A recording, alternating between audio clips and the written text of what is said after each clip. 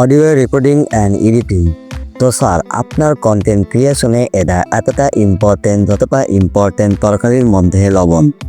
Most people think you need দামি mic and সেটা edit করতে অ্যাডভান্স কোনো পিসি সফটওয়্যার প্রয়োজন। আজকের এই ভিডিওটি যদি আপনি সম্পূর্ণ দেখেন, I am them sure voice recording নিয়ে আর কোনো ঝামেলা থাকবে না অ্যান্ড ইউটিউবে আর কোনো ভিডিও দেখতে হবে না। সো মেক শিওর পুরো ভিডিওটি ফার্স্ট থেকে লাস্ট পর্যন্ত দেখবেন। এই ভিডিওতে আমি step by step and process এবং আমার কিছু সিক্রেট সম্পর্কে বলবো for recording a professional voice. Maximum মানুষ, স্পেশালি নতুন ক্রিয়েটরদের কাছে মনে হয় ভালো মাইক ছাড়া প্রফেশনাল ভয়েস রেকর্ডিং করা যায় না। এটা একদম ভুল। আপনি আপনার স্মার্টফোন দিয়েই হাই কোয়ালিটি অডিও রেকর্ড করতে পারবেন। বাট যদি পসিবল হয়, আমি রেকমেন্ড করব একটা মাইক্রোফোন ইনভেস্ট করে নেবেন। আমি রেকমেন্ড করব বোয়া M1 সস্তা দামের ভিতরে একটি ভালো মাইক্রোফোন। চলুন এবার শুরু করা যাক।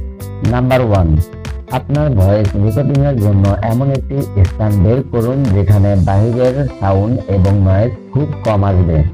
নাম্বার 2, আপনি যদি আপনার হাতে থাকা স্মার্টফোনটি দিয়ে রেকর্ডিং করেন তাহলে অবশ্যই ফোনটিতে একটি কাপড় পেঁচিয়ে নেবেন। নাম্বার 3, রেকর্ডিং করার সময় সাধারণভাবে যেভাবে কথা বলেন তার থেকে একটু অ্যাডভান্স কথা বলার চেষ্টা করবেন। নাম্বার 4, আপনার স্মার্টফোনটি ঠিক মুখের 10 থেকে 12 ইঞ্চি দূরত্বে রাখবেন। এবার রেকর্ডিং শুরু করবেন। এরপর আমাদের অডিও এডিটিং এর পালা। চলে আসলাম আমরা আমাদের মোবাইল স্ক্রিনে। এখন প্রথম ধাপে আমরা এডিট করব একটি ওয়েবসাইট দিয়ে এবং দ্বিতীয় ধাপে এডিট করব একটি অ্যাপ্লিকেশন দিয়ে। আমরা যে ভিডিওটির অডিও এডিট করব সেই ভিডিওটি থেকে অডিওটি আগে এক্সচেঞ্জ করে নিব একটি অ্যাপ্লিকেশনের মাধ্যমে। আপনারা এই অ্যাপ্লিকেশনটি প্লে স্টোরে পেয়ে যাবেন।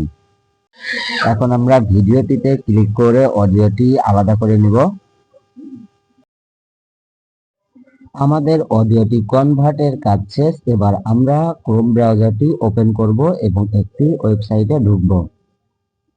এখন আমরা এখানে সার্চ বক্সে ক্লিক করব এবং এখানে সার্চ করব অ্যাডোবি পডকাস্ট।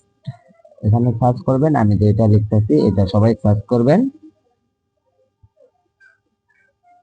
আমার দেখে দেখে আপনারা সবাই সার্চ করবেন।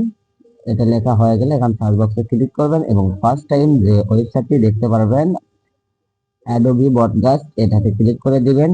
দেওয়ার পরে একটু নিচের দিকে চলে আসবেন। আপনারা গো টু ইমেজ স্পেসে ক্লিক করে দিবেন।